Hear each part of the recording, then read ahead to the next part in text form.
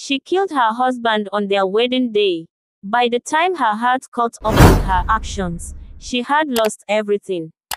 The morning of the wedding was perfect. The golden rays of the sun filtered through the delicate curtains of the bridal suite, and Amaka sat before the mirror, her wedding gown glimmering in the light. Her bridesmaids fussed around her, adjusting her veil and sprinkling final touches of makeup. Amaka was beautiful, radiant, even, but deep inside, her heart felt heavy. She was marrying Michael today, a man she respected and admired but did not love deeply. Michael had been her rock during difficult times, always patient, kind, and endlessly giving.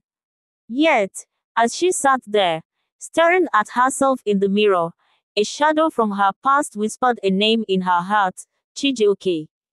Chijioke was the man she had loved passionately during her university years. He had been her best friend, her confidant, and the love of her life. They had made promises, the kind young lovers make, filled with hope and dreams. But life had other plans. Chijioke won a scholarship to study abroad, and though he promised to return, years passed without a word from him. She had waited, hoping, but eventually, she accepted that he might never come back. It was during those years of heartbreak that Michael had found her, slowly piecing together the fragments of her broken heart. As the wedding ceremony began, Amaka's nervousness was apparent. She walked down the aisle with trembling hands, clutching her father's arm.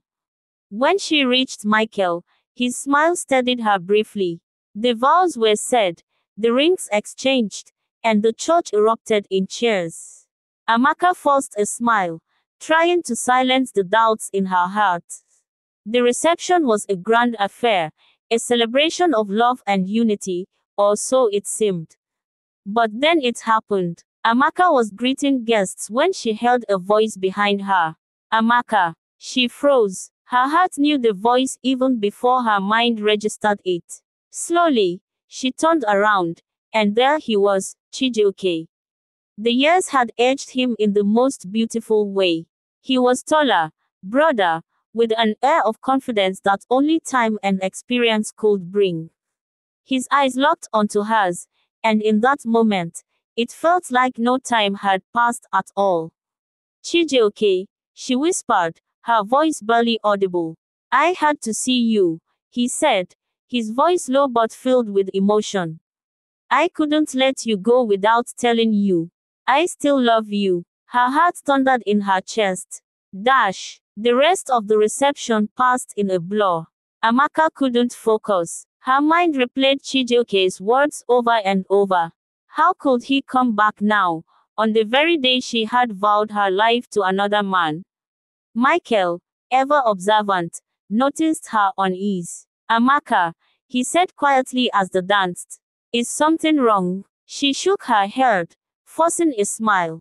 I'm just overwhelmed. But inside, her emotions were a whirlwind. She slipped away during the reception and found Chijioke waiting outside. Why now? She demanded, tears streaming down her face. Why did you come back today, of all days? I've never stopped loving you, he said, stepping closer. I thought I could move on, but I couldn't. You're the only woman I've ever truly loved. His words stirred something deep within her, something she thought she had buried. That night, as Amaka and Michael returned to their new home, the silence between them was heavy. Michael finally broke it. Who was he? He asked, his voice calm but firm. What are you talking about? She replied, avoiding his gaze. The man you were speaking to outside the reception. I saw the way you looked at him, Amaka. She hesitated before finally admitting, he's someone I loved, before you.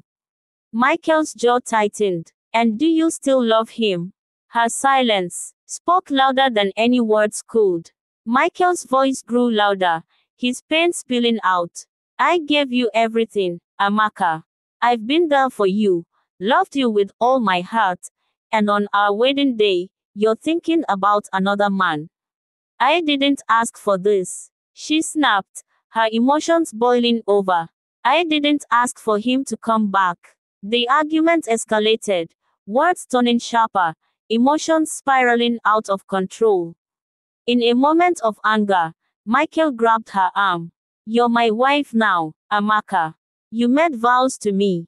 She panicked, her heart racing. Acting on impulse, she grabbed a heavy glass vase from the table and swung it at him. The sound of the impact was deafening. Michael staggered, his eyes wide with shock, before collapsing to the floor. Blood pooled around his head. Amaka stood frozen, the weight of what she had done sinking in. She hadn't meant to kill him, it had been a moment of blind panic. Trembling, she called Chijioke, her voice barely coherent. Please, I need you, she begged. When he arrived, the sight of Michael's lifeless body stunned him. Amaka explained everything, her words spilling out in a torrent of guilt and fear. I didn't mean to, she sobbed. It just happened. Chijioke stepped back, shaking his head. Amaka, this is too much. I can't be involved in this. What do you mean? She asked, her voice breaking. I have a family, Amaka. A wife and 2 children. I didn't come back for you. I came back to reconnect with old friends. I never expected this. His words shattered her completely. You lied to me, she whispered. I never lied, he said quietly. What we had was real, but it was in the past. You need to let it go.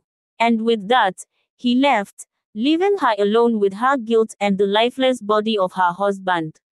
Amaka turned herself into the police, unable to live with the weight of her actions. During her trial, she recounted everything, the love she had lost, the confusion that overwhelmed her, and the tragic accident that ended Michael's life. Her story became a cautionary tale, a reminder of the dangers of holding on to the past and the devastating consequences of unresolved emotions. In prison, Amaka spent her days reflecting on her choices. She wrote a letter to the world, pouring out her regrets. Love can be beautiful, but when it lingers in the shadows of your heart, it can destroy everything. I thought I could keep the past alive, but I only ended up losing the present. If you're watching this, learn from my mistakes. Let go of what's gone, before it takes everything from you. Indeed, love is beautiful, but it can also be blinding. Imagine me, in my search for what I thought was true love, I destroyed the one person who truly loved me. If only I had let the past go, Michael might still be alive, and I might have found happiness. To anyone listening to this, remember, some doors are meant to stay closed.